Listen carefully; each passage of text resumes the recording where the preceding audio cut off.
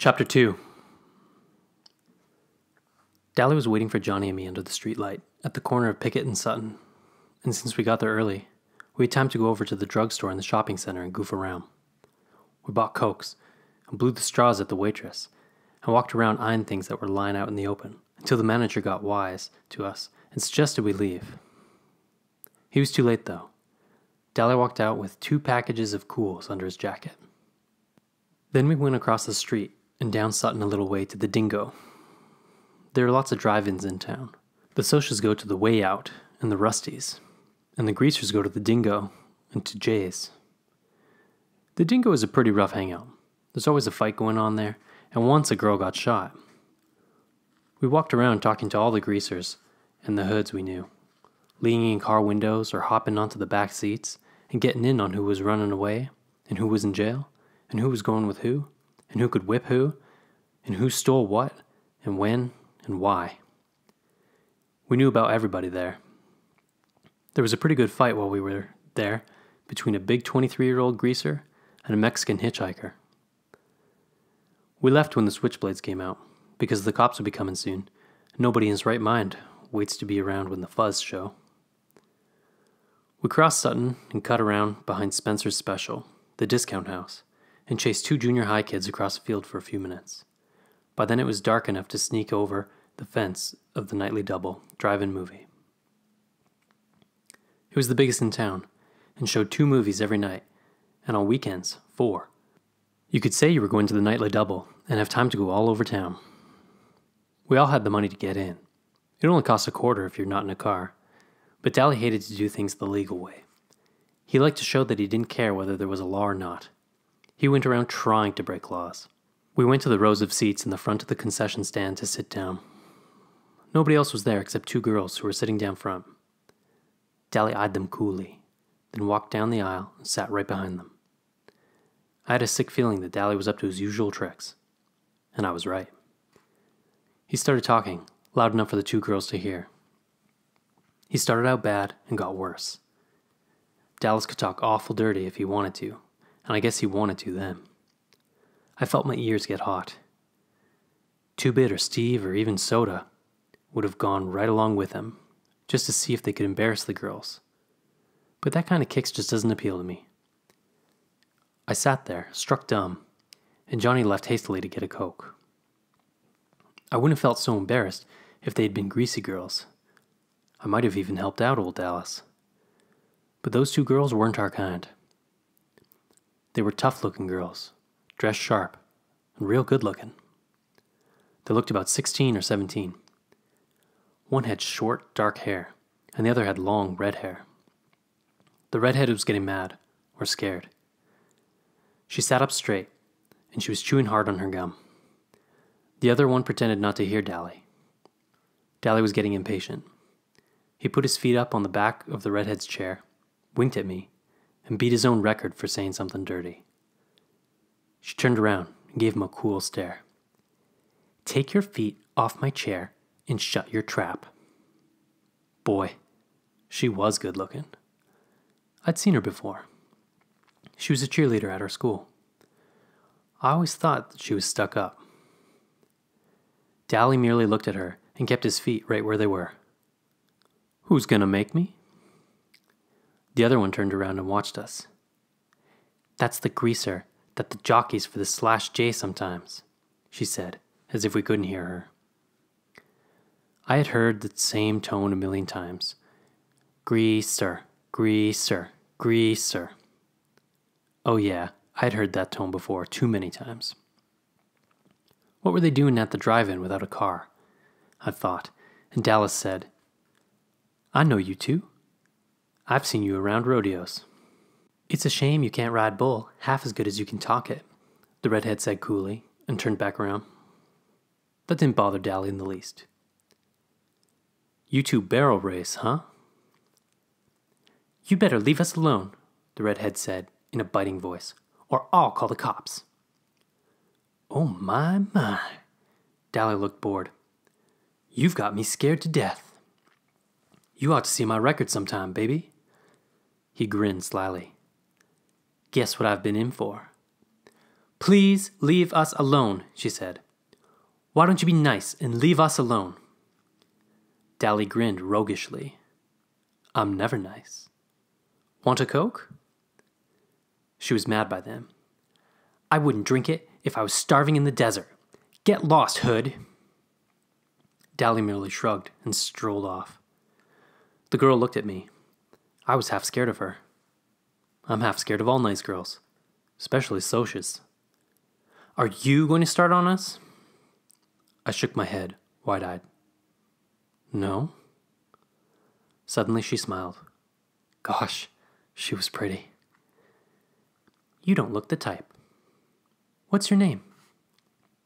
I wish she hadn't asked me that. I hate to tell people my name for the first time. Ponyboy Curtis. Then I waited for the, you're kidding, or that's your real name? Or one of the other remarks I usually get. Ponyboy's my real name, and personally, I like it. The redhead just smiled.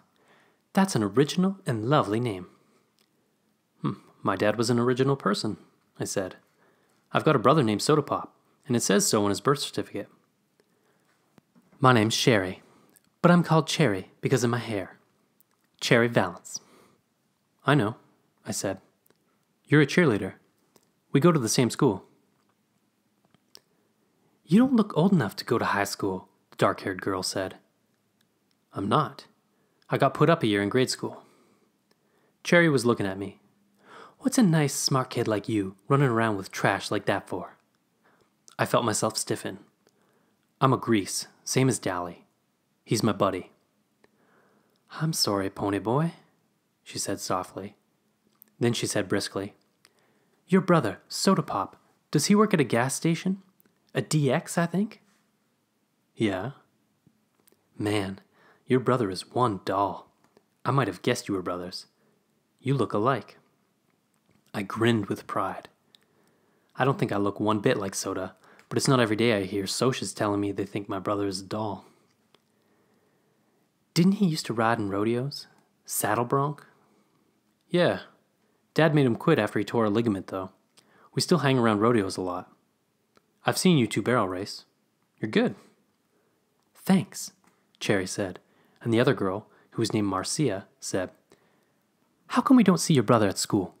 He's not any older than 16 or 17, is he? I winced inside. I've told you, I can't stand it that Soda dropped out. He's a dropout, I said roughly. Dropout made me think of some poor, dumb-looking hoodlum wandering in the streets, breaking out streetlights. It didn't fit my happy-go-lucky brother at all. It fitted Dally perfectly. But you could hardly say that about Soda. Johnny came back then and sat down beside me. He looked for Dally, then managed a shy, hi, to the girls, and tried to watch the movie. He was nervous, though. Johnny was always nervous around strangers. Cherry looked at him, sizing him up as she had me. Then she smiled softly, and I knew she had sized him up right. Dally came striding back with an armful of Cokes. He handed one to each of the girls and sat down beside Cherry. This might cool you off. She gave him an incredulous look, and then she threw her Coke in his face. That might cool you off, greaser. After you wash your mouth and learn to talk and act decent, I might cool off too. Dally wiped the Coke off his face with his sleeve and smiled dangerously. If I had been Cherry, I would have beat it out of there. I knew that smile. Fiery, huh? Well, that's the way I like 'em. He started to put his arm around her, but Johnny reached over and stopped him. Leave her alone, Dally. Huh? Dally was taken off guard. He stared at Johnny in disbelief. Johnny couldn't say boo to a ghost. Johnny gulped and got a little pale, but he said, You heard me. Leave her alone. Dallas scowled for a second. If it had been me, or Two-Bit, or Soda, or Steve, or anyone but Johnny, Dally would have flattened him without a moment's hesitation. You just didn't tell Dally Winston what to do. One time in a dime store, a guy told him to move over at the candy counter. Dally had turned around and belted him so hard it knocked a tooth loose. A complete stranger, too.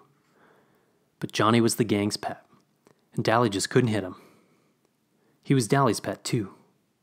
Dally got up and stalked off, his fists jammed in his pockets and a frown on his face. He didn't come back. Cherry sighed in relief. Thanks. He had me scared to death. Johnny managed an admiring grin. You sure didn't show it. Nobody talks to Dally like that. She smiled. From what I saw, you do. Johnny's ears got red. I was still staring at him. It had taken more than nerve for him to say what he'd said to Dally. Johnny worshipped the ground Dallas walked on, and I'd never heard Johnny talk back to anyone, much less his hero. Marcia grinned at us. She was a little smaller than Cherry. She was cute, but that Cherry Valance was a real looker. Y'all sit up here with us. You can protect us. Johnny and I looked at each other. He grinned suddenly, raising his eyebrows so that they disappeared under his bangs. Would we ever have something to tell the boys? His eyes said plainly. We'd picked up 2 girls, and classy ones at that. Not any greasy broads for us, but real Socials. Soda would flip when I told him. Okay, I said nonchalantly. Might as well. I sat between them, and Johnny sat next to Cherry. How old are y'all? Marcia asked. 14, I said. 16, said Johnny. That's funny, Marcia said. I thought you were both 16, Cherry finished for her. I was grateful. Johnny looked 14, and he knew it, and it bugged him something awful. Johnny grinned. How come y'all ain't scared of us like you were Dally? Cherry sighed. You two are too sweet to scare anyone. First of all, you didn't join in Dallas's dirty talk, and you made him leave us alone. And when we asked you to sit up here with us, you didn't act like it was an invitation to make out for the night. Besides that, I've heard about Dallas Winston, and he looked as hard as nails and twice as tough. And you two don't look mean. Sure, I said tiredly. We're young and innocent. No, Cherry said slowly, looking at me carefully. Not innocent. You've seen too much to be innocent. Just not dirty. Dallas is okay, Johnny said defensively, and I nodded. You take up for your buddies, no matter what they do. When you're a gang, you stick up for the members. If you don't stick up for them, stick together. Make like brothers. It isn't a gang anymore. It's a pack. A snarling, distrustful, bickering pack like the Socials in their social clubs, or the street gangs in New York, or the wolves in the timber. He's tough, but he's a cool old guy. He'd leave you alone if he knew you, I said. And that was true. When Steve's cousin from Kansas came down, Dally was decent to her and watched his swearing. We all did around nice girls who were the cousinly type. I don't know how to explain it. We try to be nice to the girls we see once in a while, like cousins or the girls in class. But we still watch a nice girl go by on the street corner and say all kinds of lousy stuff about her. Don't ask me why. I don't know why. Well, Marcia said with finality, I'm glad he doesn't know us. I kind of admire him, Cherry said softly, so only I heard. And then we settled down to watch the movie. Oh, yeah, we found out why they were without a car. They'd come with their boyfriends, but walked out on them when they found out the boys had brought some booze along. The boys had gotten angry and left. I don't care if they did. Cherry sounded annoyed. It's not my idea of a good time to sit in a drive-in and watch people get drunk. You could tell by the way she said it that her idea of a good time was probably high class and probably expensive. They decided to stay and see the movie anyway. It was one of those beach party movies with no plot and no acting, but a lot of girls in bikinis and some swinging songs, so it was all right. We were all 4 sitting there in silence when suddenly a strong hand came down on Johnny's shoulder and another on mine, and a deep voice said, Okay, greasers, you've had it. I almost jumped out of my skin. It was like having someone leap out from behind a door and yell, Boo! At you. I looked fearfully over my shoulder, and there was Two-Bit grinning like a chessy cat. Glory, Two-Bit, scare us to death! He was good at voice imitations, and it sounded for all the world like a snarling Soch. Then I looked at Johnny. His eyes were shut, and he was white as a ghost. His breathing was coming in smothered gasps. Two-Bit knew better than to scare Johnny like that. I guess he had forgotten. He's kind of scatterbrained. Johnny opened his eyes and said weakly, "Hey, Two-Bit." Two-Bit messed up his hair. "Sorry, kid," he said. "I forgot." He climbed over the chair and plopped down beside Marcia. "Who's this? Your great-aunts?" "Great-grandmothers twice removed," Cherry said smoothly. I couldn't tell if Two-Bit was drunk or not. It's kind of hard to tell with him. He acts boozed up sometimes, even when he's sober. He cocked one eyebrow up and the other down, which he always does when something puzzles him or bothers him, when he feels like saying something smart. "Shoot, you're 96 if you're a day." "I'm a knight," Marcia said brightly. Two-Bit stared at her admiringly. "Brother, you're a sharp one. Where'd you two ever get picked up by a couple of greasy hoods like Pony and Johnny?" "We really picked them up," Marcia said. "We're really Arabian slave traders, and we're thinking about shanghaiing them. They're worth 10 camels apiece, at least." 5, Two-Bit disagreed. "They don't talk Arabian, I don't think.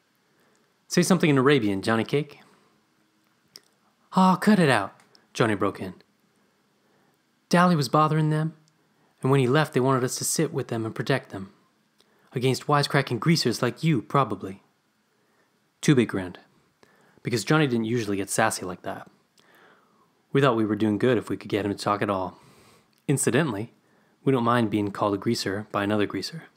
It's kind of playful then. "Hey, where is old Dally anyway?" "He went hunting some action, booze or dames or a fight. I hope he don't get jailed again. He just got out." He'll probably find the fight," Two-Bit stated cheerfully. "That's why I came over. Mr. Timothy Shepard and Co. are looking for whoever so kindly slashed their car's tires, and since Mr. Curly Shepard spotted Dallas doing it, well, does Dally have a blade?" "Not that I know of," I said. "I think he's got a piece of pipe, but he busted his blade this morning." "Good. Tim will fight fair if Dally don't pull a blade on him. Dallas shouldn't have any trouble." Cherry and Marcia were staring at us. "You don't believe in playing rough or anything, do you?" "A fair fight isn't rough," Two-Bit said. "Blades are rough. So are chains and heaters and pool sticks and rumbles. Skin fighting isn't rough. It blows off steam better than anything. There's nothing wrong with throwing a few punches. Socials are rough. They gang up on one or two, or they rumble each other with their social clubs. Us greasers usually stick together, but when we do fight among ourselves, it's a fair fight between two. And Dally deserves whatever he gets, 'cause slashed tires ain't no joke when you've got to work to pay for them. He got spotted too, and that was his fault. Our one rule, besides stick together, is don't get caught. He might get beat up. He might not. Either way, there's not going to be any blood feud between our outfit and Shepard's. If we need them tomorrow, they'd show. If Tim beats Dally's head in, and then tomorrow again asks us for help in a rumble, we'll show. Dally was getting kicks. He got caught. He pays up. No sweat." "Yeah, boy," Cherry said sarcastically. "Real simple." "Sure," Marcia said, unconcerned. "If he gets killed or something, you just bury him. No sweat." "You dig okay, baby?" Two-Bit grinned and lit a cigarette. "Anyone want a weed?" I looked at Two-Bit admiringly. He sure put things into words good. Maybe he was still a junior at 18 and a half, but maybe his sideburns were too long, and maybe he did get boozed up too much. But he sure understood things. Cherry and Marcia shook their heads at his offering of cigarettes, but Johnny and I reached for one. Johnny's color was back and his breathing was regular, but his hand was shaking ever so slightly. A cigarette would steady it. "Pony boy, will you come with me to get some popcorn?" Cherry asked. I jumped up. "Sure. Y'all want some?" "I do," said Marcia. She was finishing the Coke Dally had given her. I realized then that Marcia and Cherry weren't alike. Cherry had said she wouldn't drink Dally's Coke if she was starving, and she meant it. It was the principle of the thing. But Marcia saw no reason to throw away a perfectly good, free Coke. Me too, said Two-Bit. He flipped me a 50-cent piece. Get Johnny some too. I'm buying, he added as Johnny started to reach into his jeans pocket. We went to the concession stand, and, as usual, there was a line a mile long, so we had to wait. Quite a few kids turned to look at us. You didn't see a Kid Grease and a Soci cheerleader together often. Cherry didn't seem to notice. Your friend, the one with the sideburns? He okay? He ain't dangerous like Dallas, if that's what you mean. He's okay. She smiled and her eyes showed that her mind was on something else. Johnny. He's been hurt bad sometime, hasn't he? It was more of a statement than a question. Hurt and scared? It was the Socials, I said nervously, because there were plenty of Socials milling around, and some of them were giving me funny looks as if I shouldn't be with Cherry or something. And I don't like to talk about it either. Johnny getting beat up, I mean.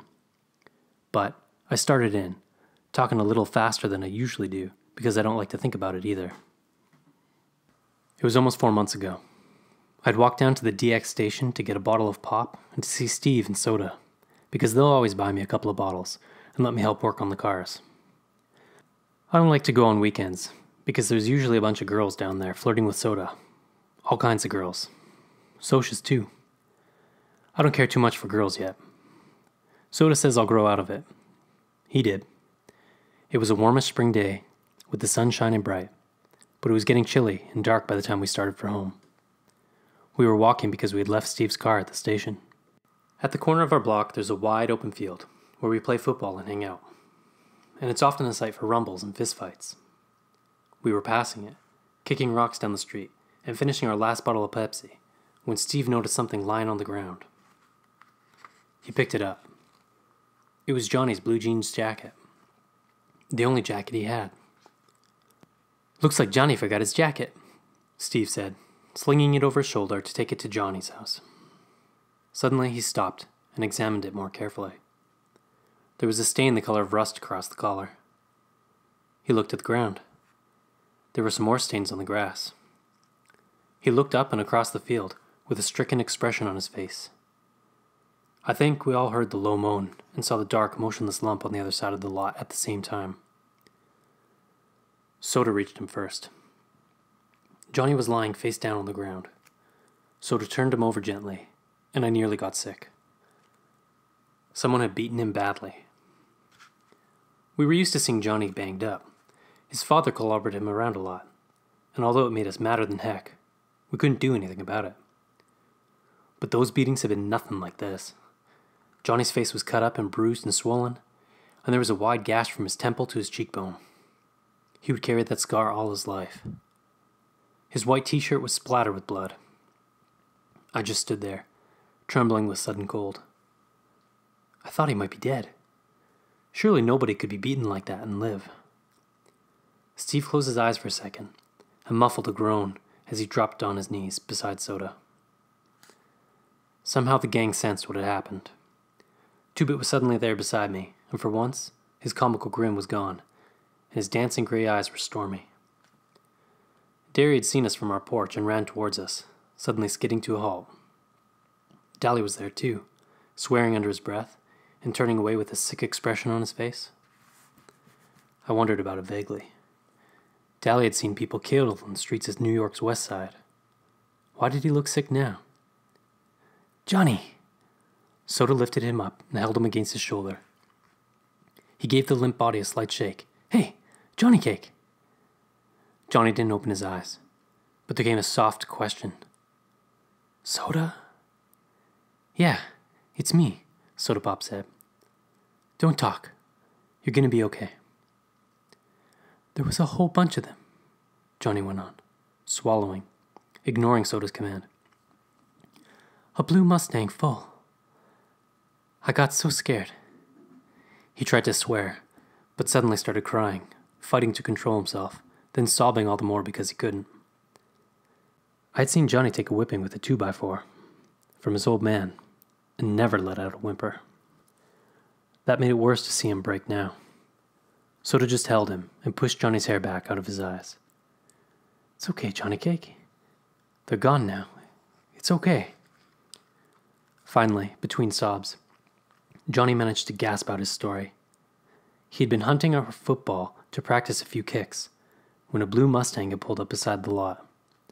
There were 4 Socials in it. They had caught him, and one of them had a lot of rings on his hand. That's what had cut Johnny up so badly. It wasn't just that they had beaten him half to death. He could take that. They had scared him. They had threatened him with everything under the sun. Johnny was high-strung anyway, a nervous wreck from getting belted every time he turned around and from hearing his parents fight all the time. Living in those conditions might have turned someone else rebellious, bitter.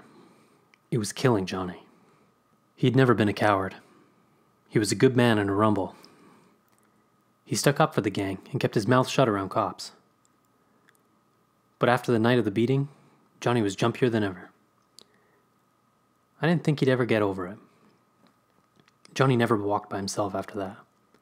And Johnny, who was the most law-abiding of us, now carried in his back pocket a 6-inch switchblade. He'd use it too if he ever got jumped again. They had scared him that much. He would kill the next person who jumped him. Nobody was ever going to beat him like that again. Not over his dead body. I'd nearly forgotten that Cherry was listening to me.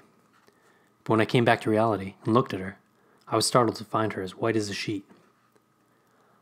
"All Socials aren't like that," she said. "You have to believe me, Pony Boy. Not all of us are like that." "Sure," I said. "That's like saying all you greasers are like Dallas, Winston. I'll bet he's jumped a few people." I digested that. It was true. Dally had jumped people. He'd told us stories about muggings in New York that made the hair on the back of my neck stand up. But not all of us were that bad. Cherry no longer looked sick, only sad.